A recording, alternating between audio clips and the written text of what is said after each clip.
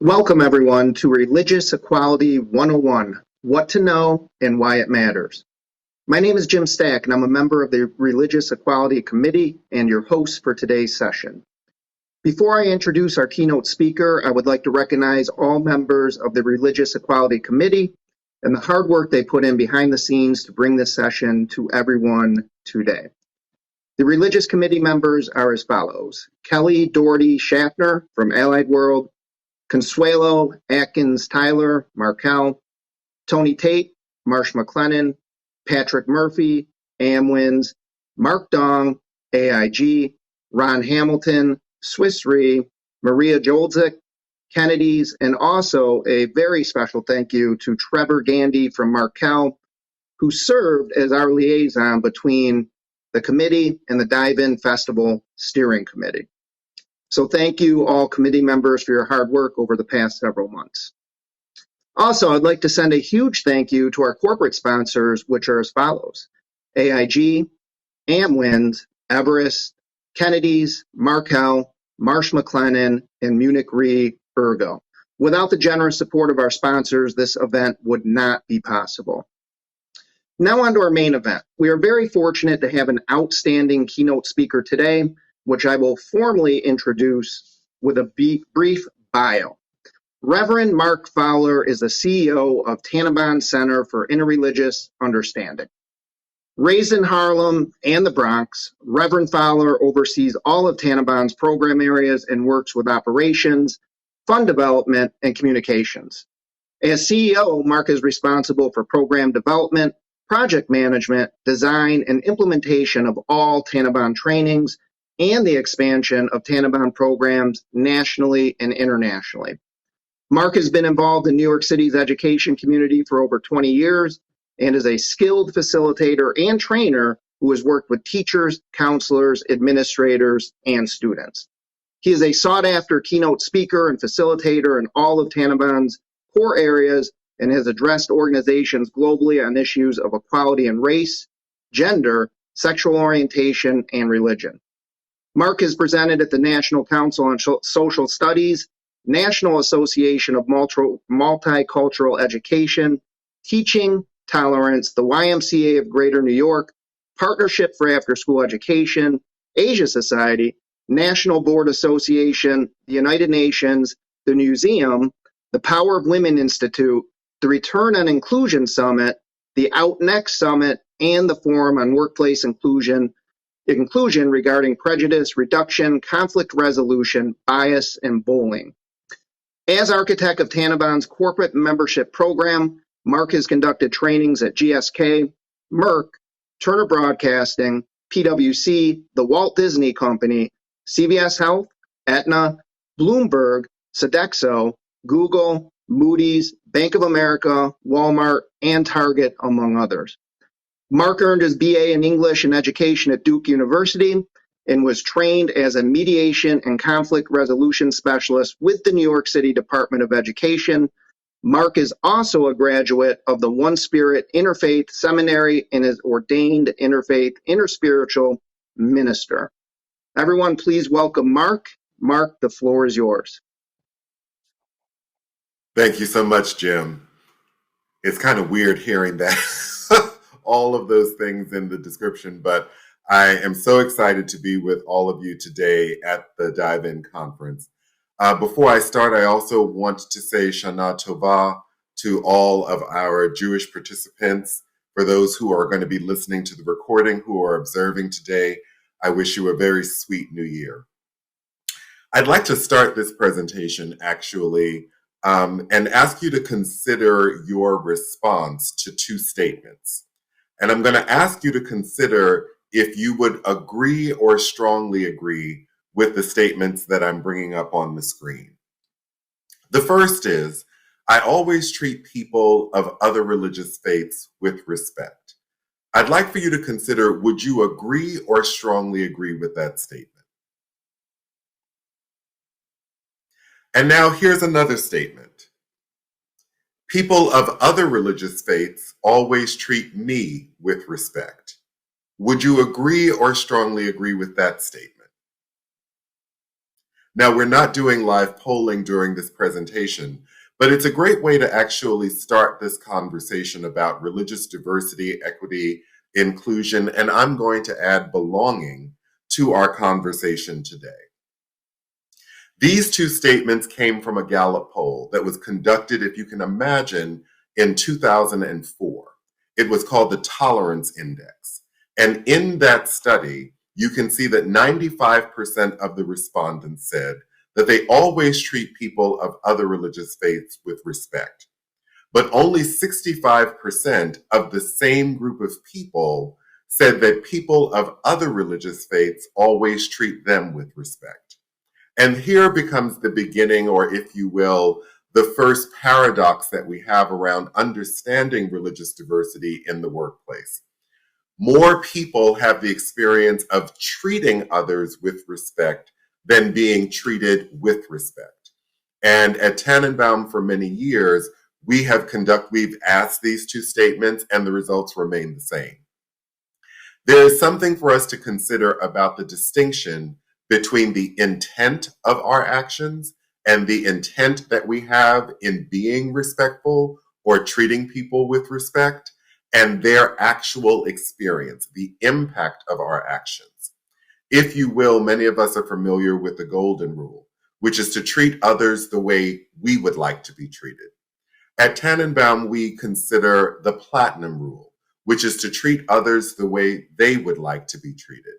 And in that, hopefully, we gain some insight and understanding into what does respectful behavior look like to others rather than just the way we see respectful behavior. So just a little bit about our work. At Tanenbaum, we are a secular, non-sectarian, not-for-profit. Our mission is to combat religious prejudice, to promote justice, and build respect for religious difference. We are celebrating our 30th anniversary in 2022 and have been working in these 4 program areas diligently to build respect for religious difference in these areas. We provide training and resources for teachers in creating inclusive learning environments, and more recently, providing trainings for parents as well as for students in how to maintain an inclusive environment that's respectful of religious difference. We conduct our work in healthcare, looking at the gap between the ways in which patients want to incorporate their religious and spiritual beliefs into their treatment plan, and the ways in which often medical providers and non-clinical staff are not equipped to have those conversations.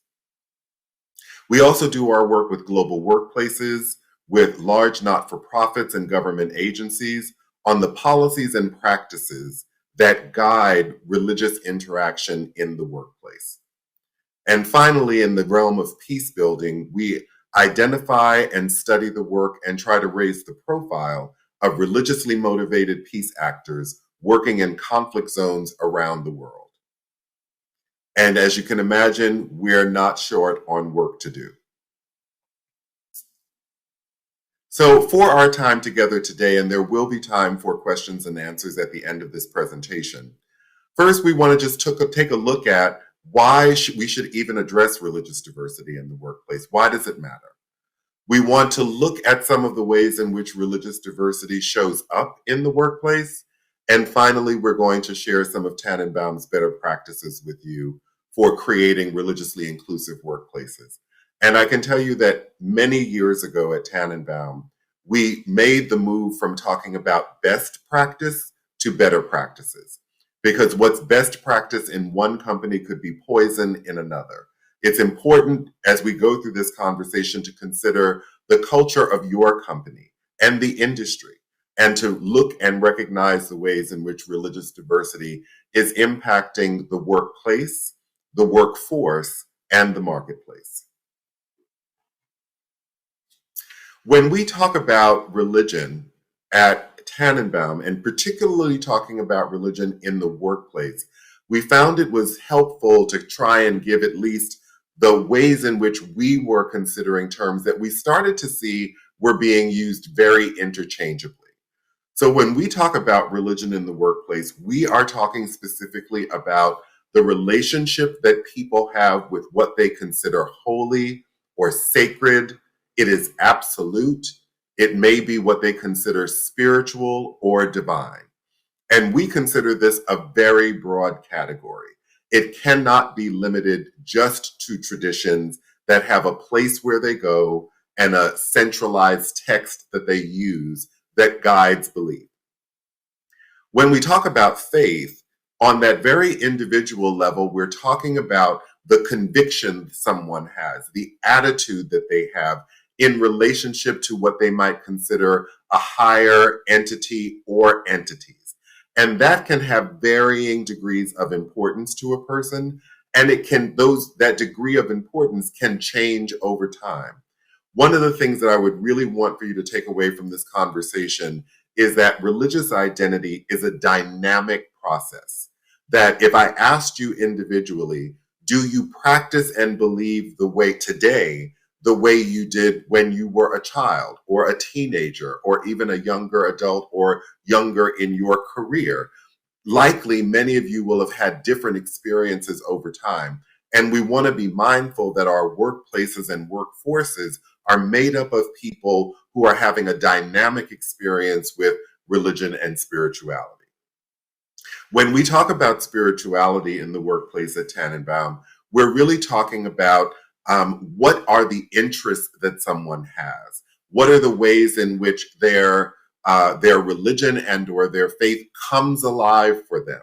It may also show up in the practices in which someone engages in on a regular basis during the course of their workday. And it's important for us to acknowledge the unaffiliated population, the numbers of people around the world who identify as either atheist or agnostic, or say that they don't belong to any particular religion at all, nor do they ascribe to any one particular belief.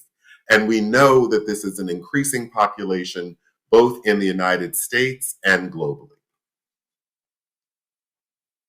So let's take a little time to kind of assess why we should address religious diversity in the workplace. And I can tell you from working at Tanenbaum for over 15 years now, one of the things that we often hear from companies is that, this is such a new topic and we're not ready to address it, or we're not sure if we're ready to address it.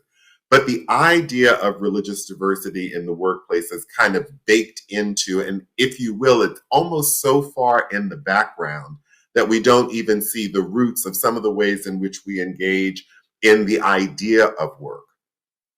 You see a quote here from Henry Ford: "Just as the 8-hour day opened our way to prosperity, so the 5-day week will open our way to a still greater prosperity." So if you can imagine, and as it turns out, Henry Ford was not and the Ford Motor Company was not the first company to actually institute the 5-day work week. Years ago, the work week could go the whole week, could go all 7 days, or certainly 6 of those 7 days. But what happened, there was a manufacturing company in New England that had a large population of Jewish employees. And they decided that they were going to close they were going to reduce their time to a 5-day work week so that the Jewish employees would be able to observe Shabbat and observe their Sabbath and be closed on Saturday, to which the Christian employees became somewhat angered by the fact that the employer would actually make this accommodation for their Jewish employees and then put the onus on people to come to work on Sunday. And hence, in that manufacturing company in New England began the 5-day work week, where both Jewish and Christian employees were able to observe their Sabbath and still get their work done. Ever thought about where did the 5-day work week come from and what relationship does it have to religion? It has a great deal to do with the religiosity of the workforce at the time. So as you're considering religious diversity in the workplace, I think it's important to recognize that we're not necessarily talking about something new. We may be talking about something that is unfamiliar or something that we may not even be sure of the full history of the ways in which religious diversity has impacted the workplace. When we talk about a little bit of the historical roots of religious diversity in the workplace, obviously more recently we look at Title VII of the Civil Rights Act, which made it illegal to discriminate against people in public accommodations, and that included religion. And there were further um, uh, additions to the Civil Rights Act that allowed for employers not being able to discriminate, particularly against people because of their religious beliefs and practices, provided it did not provide it provided a de minimis burden for employers to be able to show that they could not provide an accommodation for employees. What's important to note, though, about Title VII is that since the late 19th century, there had been efforts to bring forth legislation that would allow for non-discrimination for all people, but certainly around the topic of religion. So even when the Civil Rights Act was signed in 1964, it was part of a longer history. We also saw efforts like the Religious Freedom Restoration Acts that allowed for or looked at the ways in which religious and non-religious people could be accommodated in the workplace. But in many of those acts, what we also saw were the kind of balancing of the interest of religious employees with the interest of the LGBTQ community.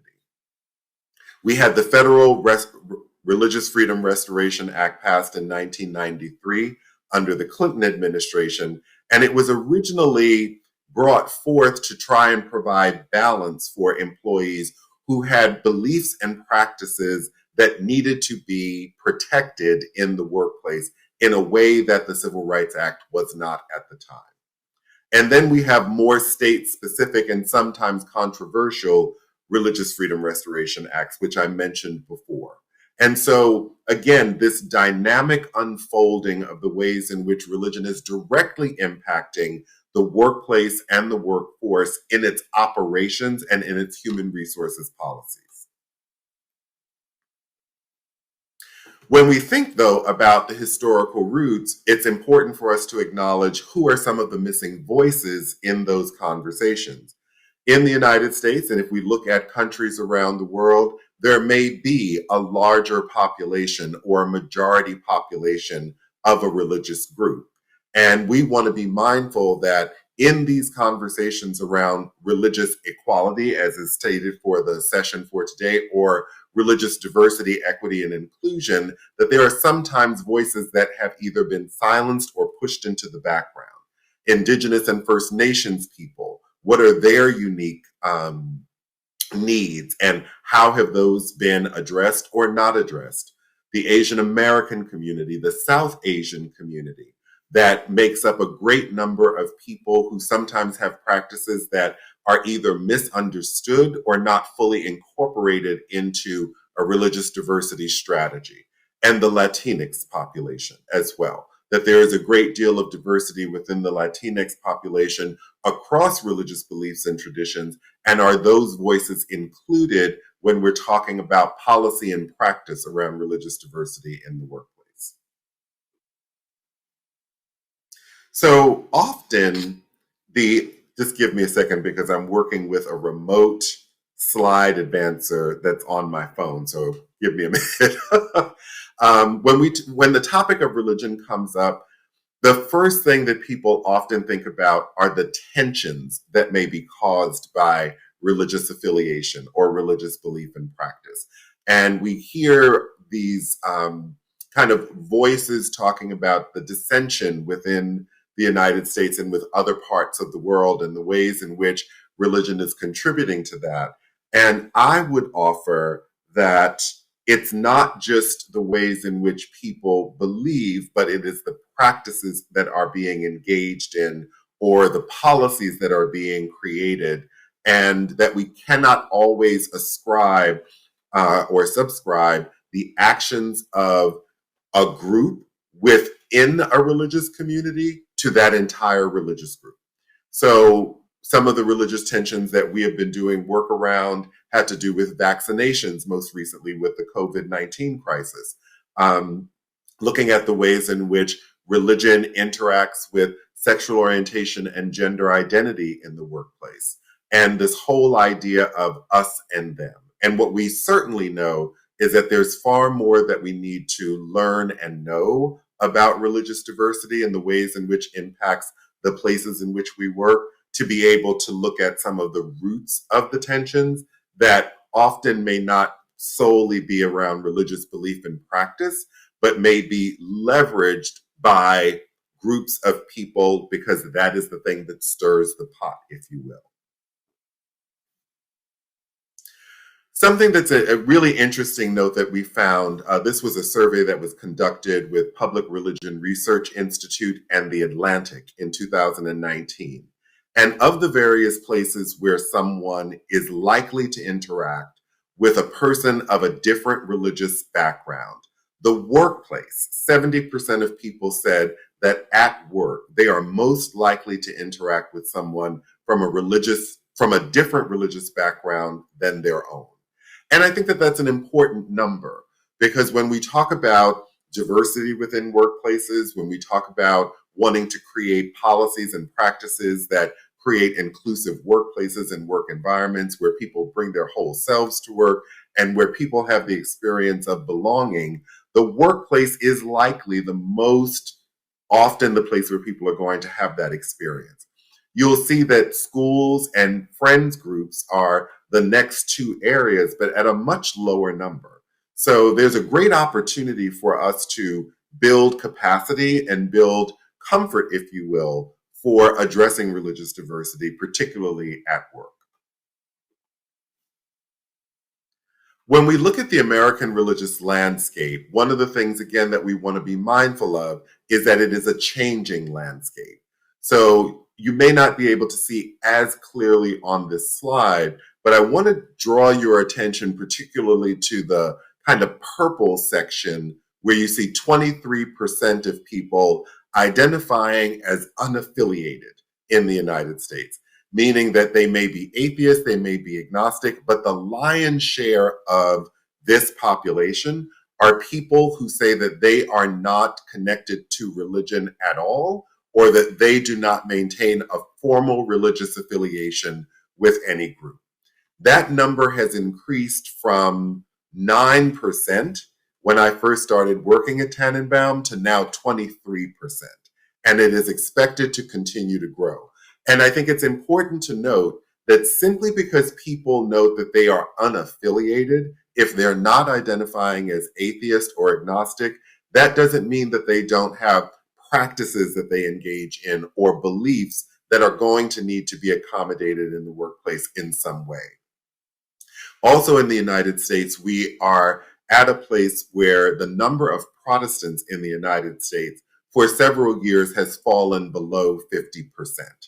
But that has not necessarily meant a huge increase in the numbers of people who identify as other than Christian.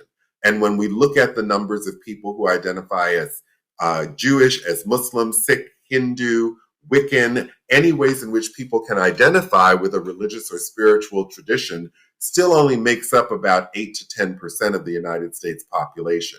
So it's important for us to bear in mind that the numbers that we see today can very likely change.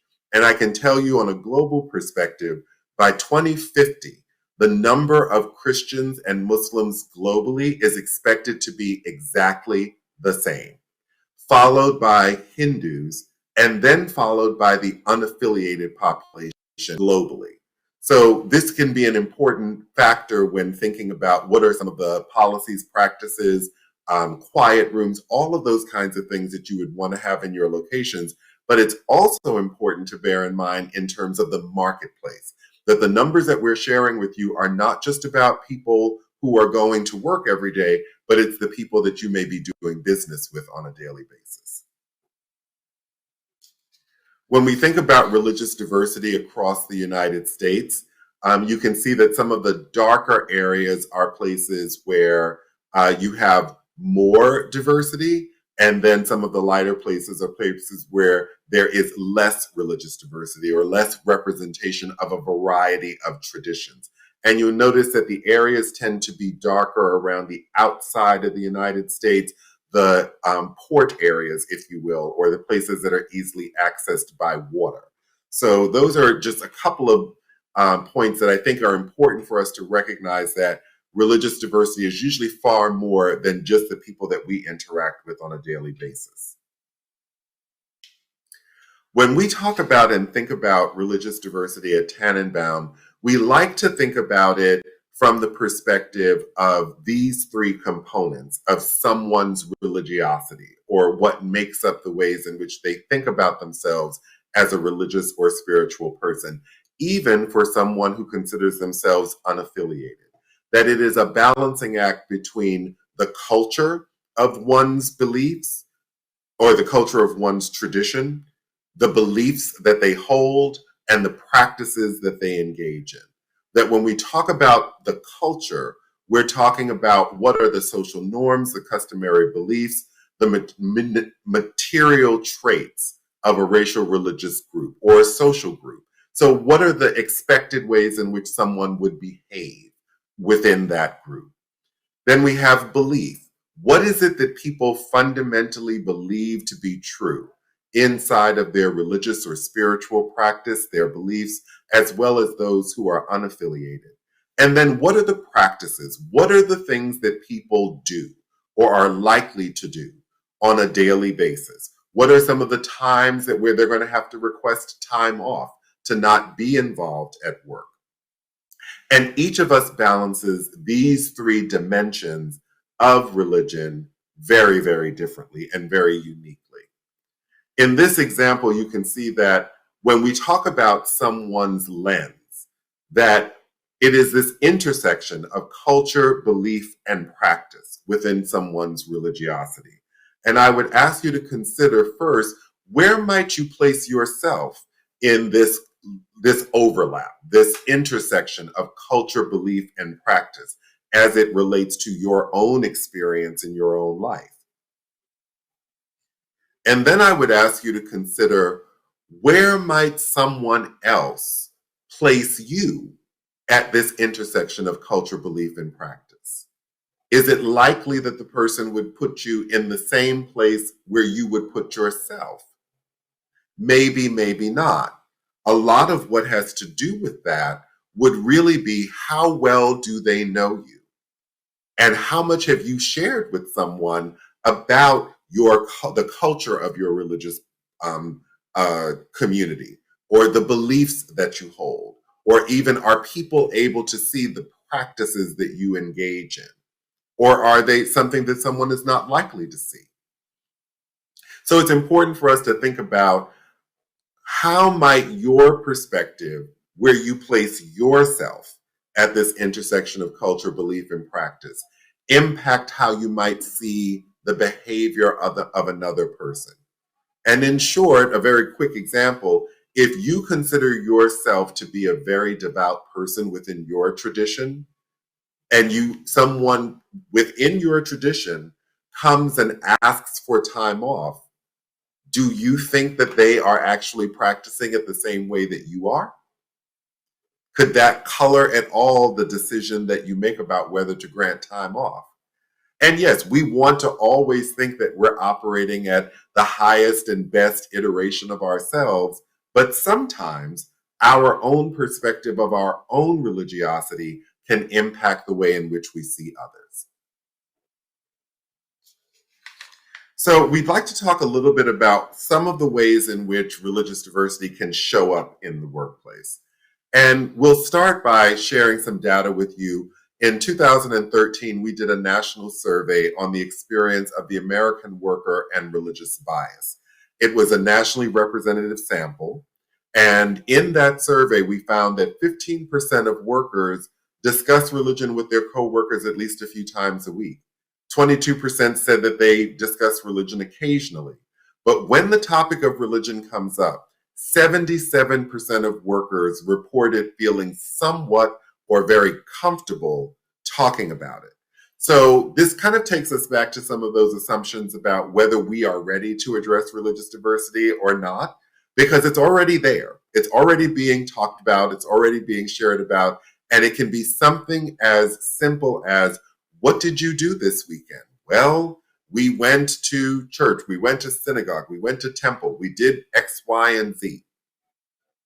And even it's important to note that 55% of atheists and agnostic and secular workers said that they too were somewhat comfortable or thinking about religion.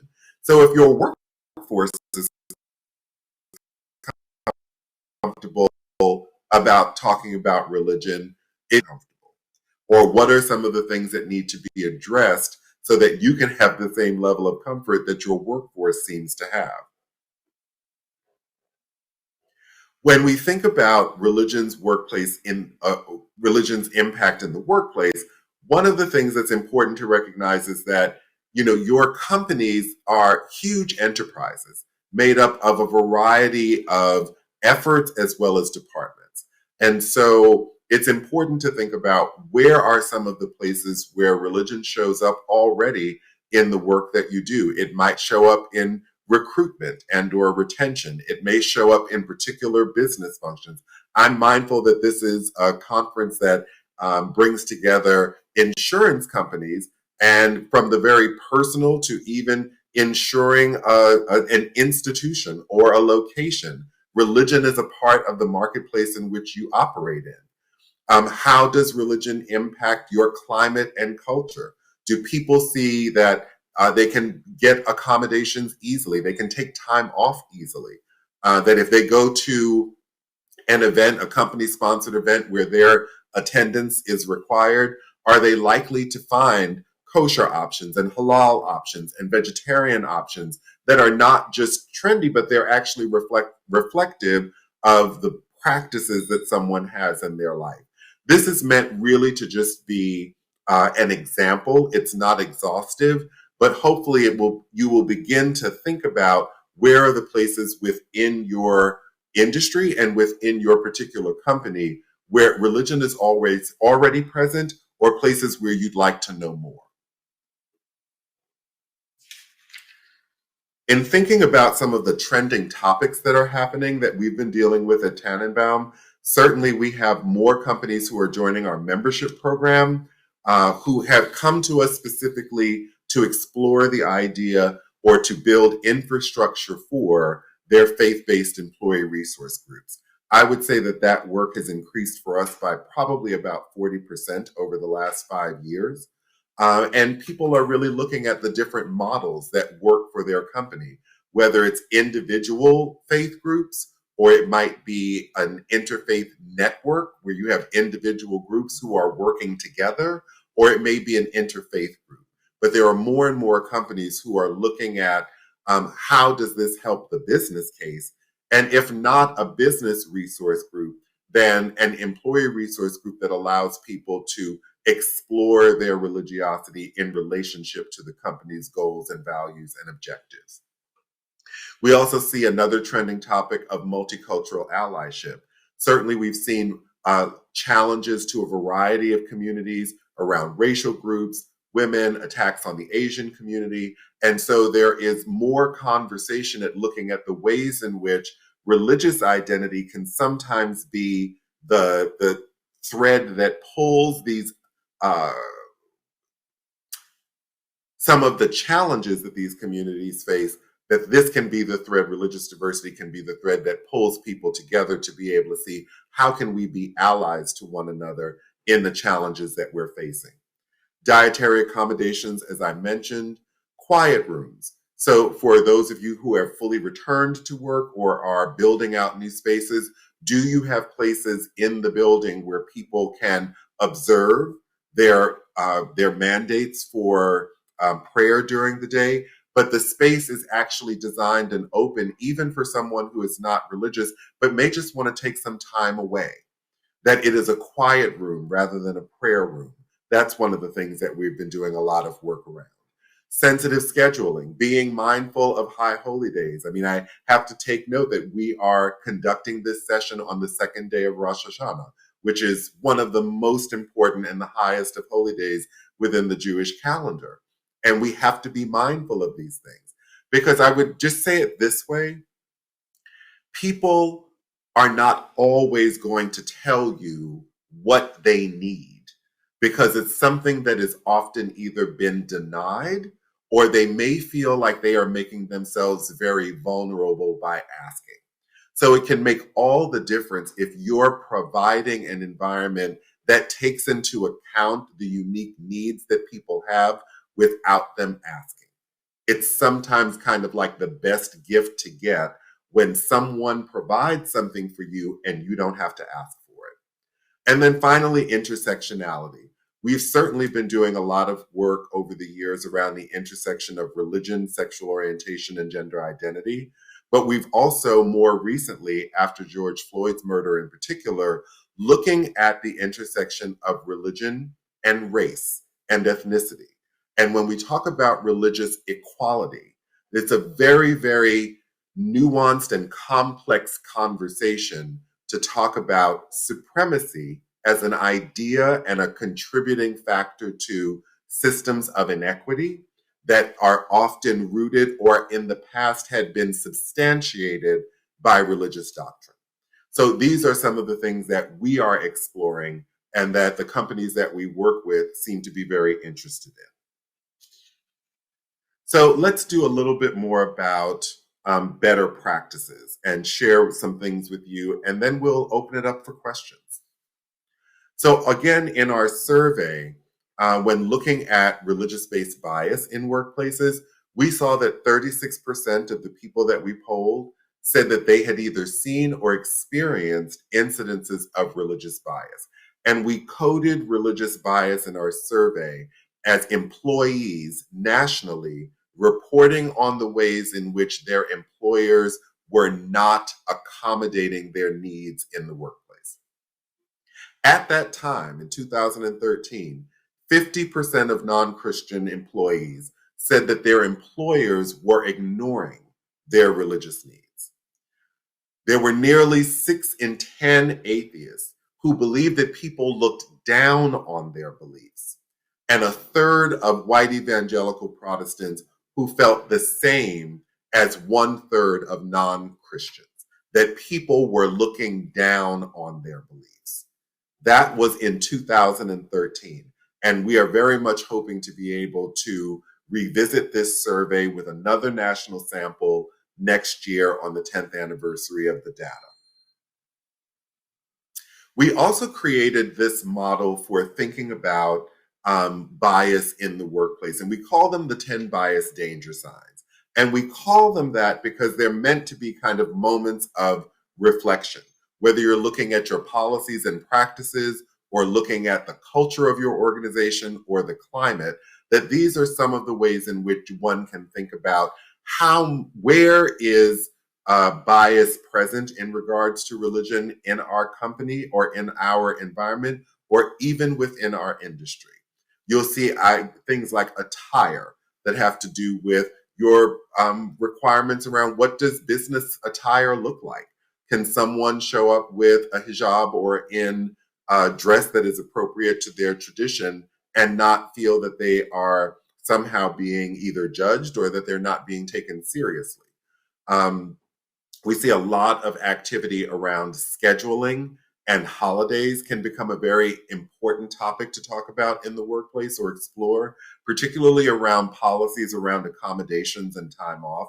Are they flexible? Do they allow for people to take time off that's important to them, that's important to their calendar, bearing in mind that everyone has, kind of critical times of the year that are important for them. But notwithstanding, are the policies flexible enough to actually be able to account for people who may not be members of the majority? And the others, I think, are kind of self-explanatory. Socializing, where, everyone's kind of finding their way back to one another, depending on where you are in the world and your comfort level with interacting with people as the ongoing pandemic is changing its face, if you will. And are those opportunities for socializing, do they take into account people who don't drink? Do they take into account people who have religious obligations on like Friday evenings or during the weekend? What are the kinds of ways that you're creating opportunities for people to socialize, to build teams, to build your culture that are mindful of the time off that people need to participate in their own practice. So, with that said, I just want to share with you our competencies for respectful communication, and both the respectful communication competencies as well as the 10 bias danger signs can be found on our website on the resources section of our workplace page. But in particular, I'd like to focus in on number 7, which is to address behavior and not belief. Often, when it comes to addressing religious diversity in the workplace, people get sometimes concerned or a little tentative or hesitant to interact with people around their beliefs because they feel like they're having an argument or they don't want to engage in an argument with people around their beliefs. In the workplace, what we can do is address how people are behaving toward one another, regardless of whether it's their religious or spiritual beliefs that they say is the foundation of why they're interacting with that way. But we all have standards of engagement that we want to encourage in our workplaces. And simply because it's based on someone's religious beliefs, those standards have to be maintained. So if something should happen that involves someone's religious beliefs, focus in on the behavior that is taking place rather than what people believe. Because for right now, everybody can believe exactly what they want. So let me just share this quick case study with you as a way to hopefully kind of synthesize some of the things that I've been talking about. In this case study, Jane is a manager at your organization. Your work friends occasionally supporting each other's projects and socializing outside of work. Your backgrounds are different, but she's always been friendly. And during lunch today, she tells you about a situation that happened that morning. One of her employees requested 2 additional days off in connection with her Wiccan beliefs. And then Jane says, I don't even know what she's talking about with that witch religion. I've been very accepting of her, but this just feels like too much to ask of me. So this is the case study. Think about how you might respond to Jane. And what issues do you think are at play here?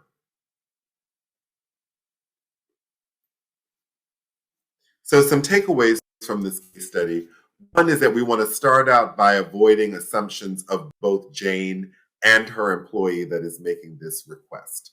We want to suspend the assumptions that we have about either person before we engage in what are some of the solutions and how we might respond to Jane.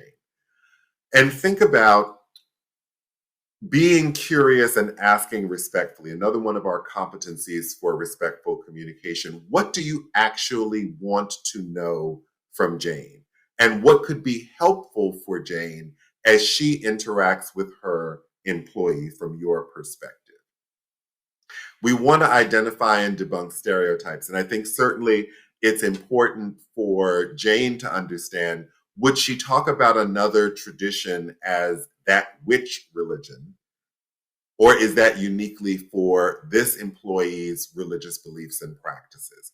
We want to look and see what are the stereotypes that we're bringing into the engagement and how can we debunk them or at least be aware of them because they are providing some context in the background for our engagement. And then finally, manage behavior and not belief. In this instance, an employee is asking for time off. That's all that's happening.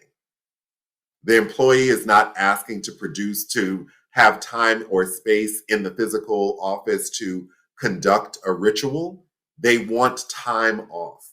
And if anything, we want to be mindful and maybe reflect back to Jane, her behavior. And how is she behaving towards this employee? Because they belong to a tradition that she either may be unfamiliar with or may actually have a negative opinion about. So with that said, some overall better practices to consider. Check interfaith calendars as you're scheduling. We definitely recommend the Anti-Defamations League calendar of observances, as well as Harvard Divinity School's multi-faith calendar. Both of those are very good resources for thinking about what are the holidays that you want to be mindful of. And even within, if you're using Outlook or another scheduling, you can actually highlight countries where you're doing work that will show you holidays that will just pop up in your calendar. Around diet, if you're having in-person functions, in the same way that you ask people if they have any allergies, ask them if they need a kosher meal, a halal meal, a vegetarian meal, in addition to asking them if they have allergies so that they can be taken care of as well. Practice respectful communication. And remember, from the very beginning of this presentation, respect looks different to each one of us, the behaviors of respect, but practicing genuine respectful curiosity can go a long way. And then finally, just continue learning with resources. Consider the business benefits to sharing all of this information and incorporating it into your strategic planning. So with that said, I'd like to open us up for questions with the time that we have remaining. So we're getting the questions through Slido. I believe you all, so here they come. Okay. So the first question we have here is, how can I approach my manager about needing a place to pray, especially when traveling for work? I don't like being the oddball out. I am the only one in my building that needs this accommodation. So I would say a way to think about accommodations is to think about them as performance enhancements rather than you asking for some kind of special treatment. You're not asking for special treatment, even if you are the only one in your building that needs this particular accommodation. And I think it's important for your manager to know what are the things that you need to do your job to the best of your ability. One of the things I would also mention is that particularly when traveling for work, one of the things that hotels often offer is a list of houses of worship that are near the hotel where you might be staying.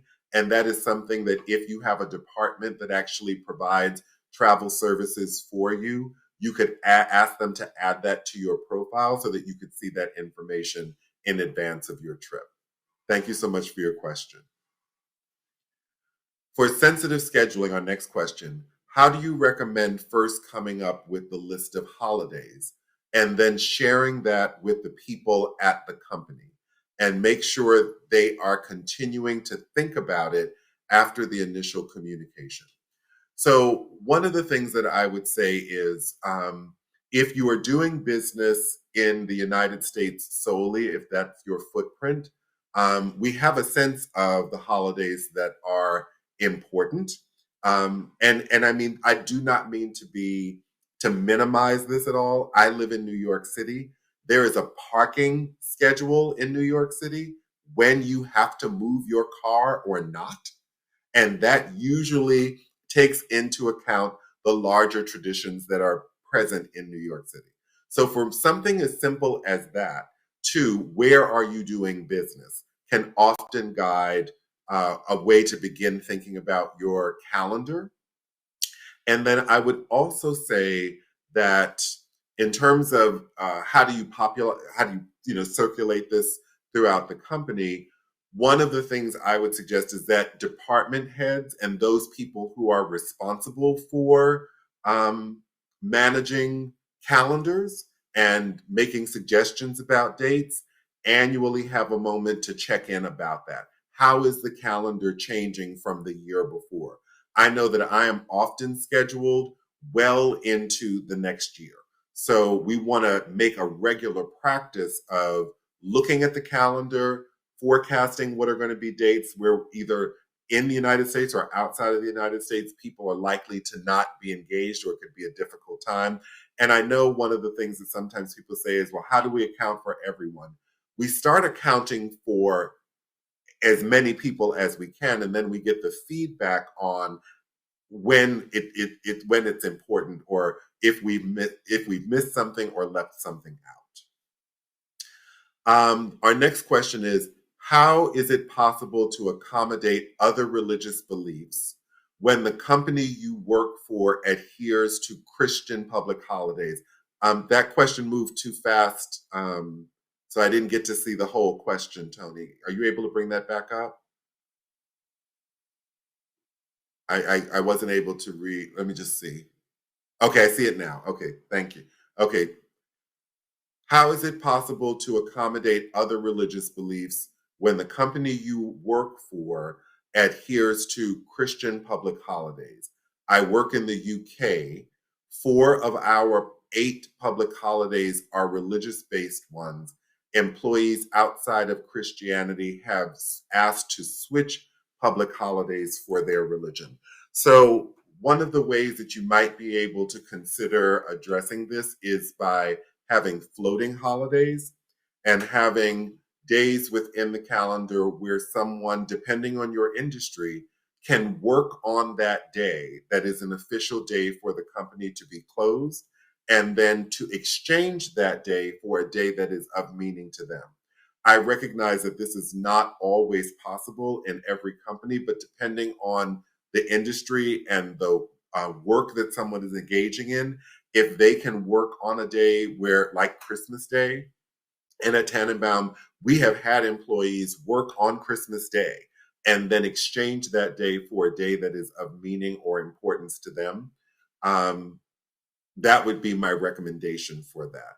I will also say about that, in that instance, we had an employee who identified as atheist, but she would often work on days where we were officially closed that were religious holidays, and she would take off the day that her father died as a day of remembrance and a day that was of particular significance to her. So I think we want to be mindful that this is not always just about religious celebration, but it is about days of meaning for people.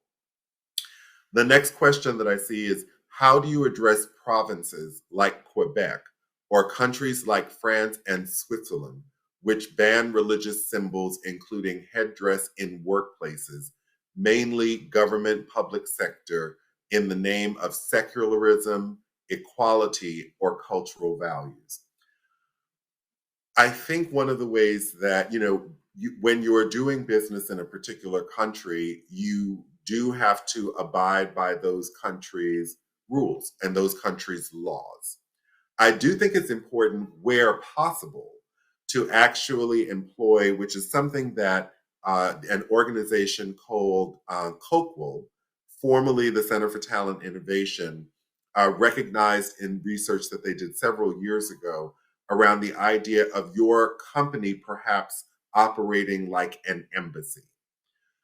For companies that have a global footprint, the ways in which your policies and practices may be nuanced in different countries, but it's not like those policies and those practices and those benefits are lost to people because they happen to be working in a country that may have more restrictive laws around religion. So I would wonder if there is a way for the experience of work within your company to kind of be like, on this ground, we operate under our company's policies, and that includes XYZ as it relates to religion. I hope that's helpful. The next question, as part of the 23% unaffiliated, I'm curious whether the poll included information about how the respondents self-identified.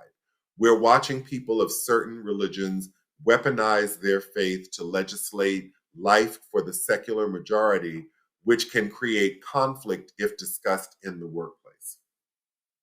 As far as I know, in terms of the ways in which people, it was self-identification, first of all. So people were given a variety of religious or spiritual communities that they could assign, or they could respond to the question, nothing, and the response was nothing in particular when it came to religious identification.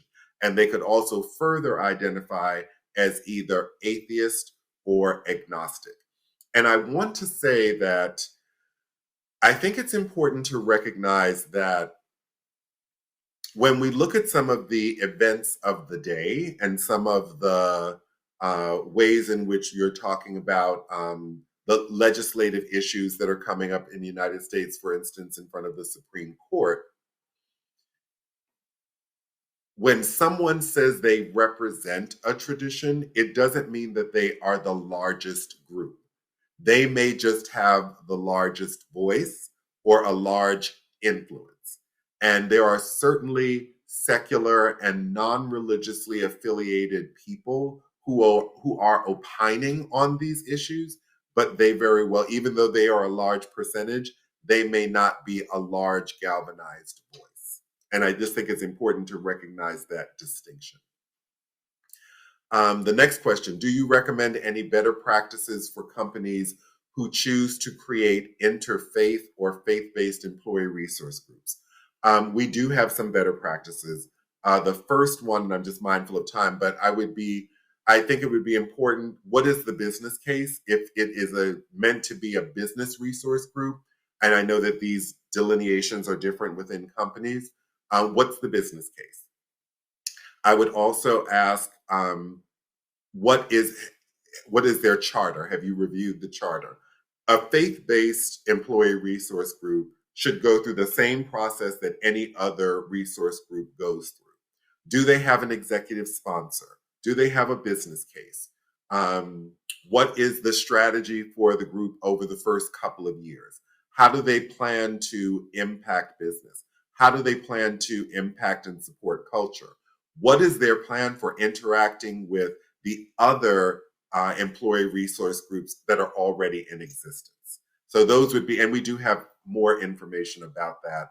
I think some of it is on our website, but certainly we have it available for our members. And I think that's all the time that we have for questions. Thank you so much for this time today, and have a wonderful conference. And Jim, turning it back over to you. Thank you. This concludes our session today. Sincere thank you to everyone who took time out of your schedule to join us today, and obviously to Reverend Fowler for an outstanding presentation and discussion about religious equality and why it matters. And one last thank you to our generous corporate sponsors who made this session possible today. So please, everyone, enjoy the remainder of the festival and have a wonderful rest of your week. Thank you.